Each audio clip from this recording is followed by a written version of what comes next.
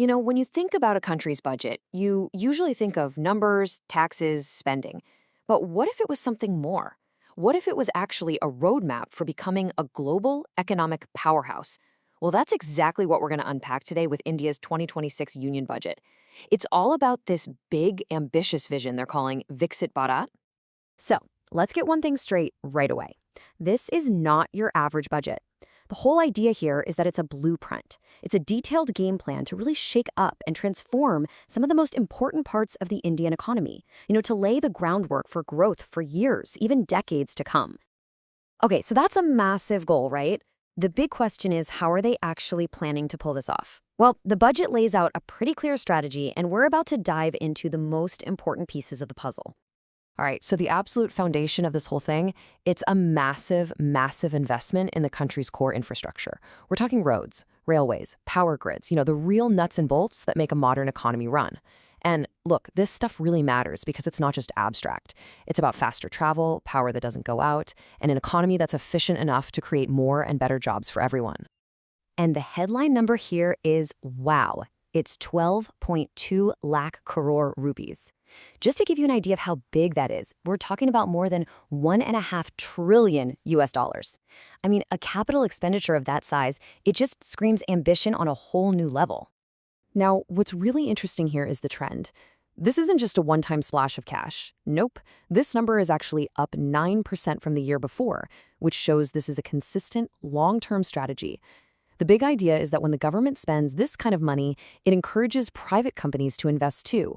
It creates this powerful ripple effect, a multiplier, that boosts the whole economy. But listen, this plan isn't just about throwing money at huge projects. It's way smarter than that.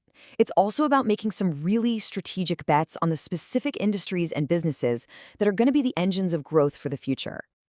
So the government has zeroed in on these 7 industries as the next big frontiers. We're talking about everything from the semiconductors in your phone to the cutting-edge medicines of tomorrow. The goal here is simple. Build up India's own capabilities in these areas and make sure their supply chains are secure. And yeah, we're going to dig into a couple of these in just a minute. And this is where it gets really interesting for smaller businesses. The budget talks about creating what it calls a champion SME. That's a small and medium-sized enterprise. And to do this, they're setting up a new 10,000 crore rupee growth fund. But here's the key. This fund is going to provide equity. So it's not just about giving loans, it's about taking a stake in these high-potential companies to help them grow big and take on the world.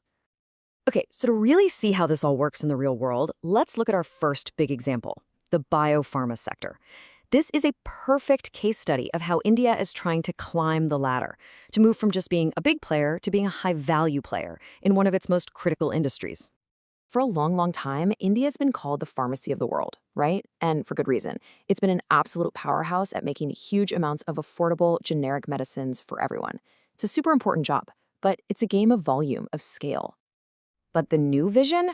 That's a whole different ballgame. The goal now is to transform India into a global leader in high-value, super innovative stuff like biologics and advanced therapies. It's all about making that leap from volume to value. And they are absolutely putting their money where their mouth is. There's a new initiative called Biopharma Shakti, and it's getting a dedicated fund of 10,000 crore rupees over the next 5 years. That's the financial muscle they're using to make this transformation happen. So where's all that money going? Well, the whole program is built on 3 main pillars. First, they're upgrading their top research institutes, places called NIPERs, to create a steady stream of top-notch talent. Second, they're building a massive network of over 1,000 accredited clinical trial sites across the country to speed up drug development. And third, they're beefing up their main regulatory body, the CDSTO, to get it in line with global standards and make approvals faster and smoother. And you better believe the industry is paying attention. A major leader, Kiran Mazumdar-Shah from Biocon, points out that this holistic approach, tackling manufacturing, regulation, and research all at once, is exactly the kind of decisive move that could lock India in as a global leader for the next generation of medicine. All right, let's shift gears. We're going to look at an industry that's woven into the very fabric of India's history, textiles. The budget lays out this huge plan to bring the entire sector into the 21st century, taking it all the way from raw fiber to high fashion. So what they've done is launched this big 5-part program that really covers all the bases. It's about becoming self-reliant in materials, especially these new age fibers. It's about modernizing the old production clusters, but also supporting traditional weavers and artisans. And of course, a huge push for sustainable manufacturing and, this is key, upgrading the skills of the people who actually work in the industry. And this really shows you the heart of the strategic shift. The idea is to move away from the old model of small, traditional, labor-heavy workshops and move toward these huge, modern, super efficient mega textile parks. The focus is also changing, shifting to high-tech stuff like technical textiles. Think materials used in cars, in medicine, even in space. The end game? To build Indian textile brands that are famous all over the world. Okay, so let's zoom back out. We've looked at the massive spending on infrastructure and we've dived into these super targeted plans for specific industries.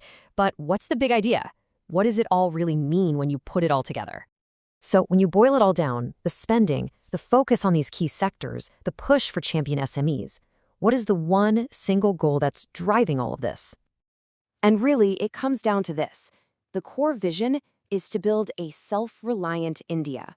An India that's not just known for being a low-cost factory for the world, but a high-value hub for advanced manufacturing and for groundbreaking innovation.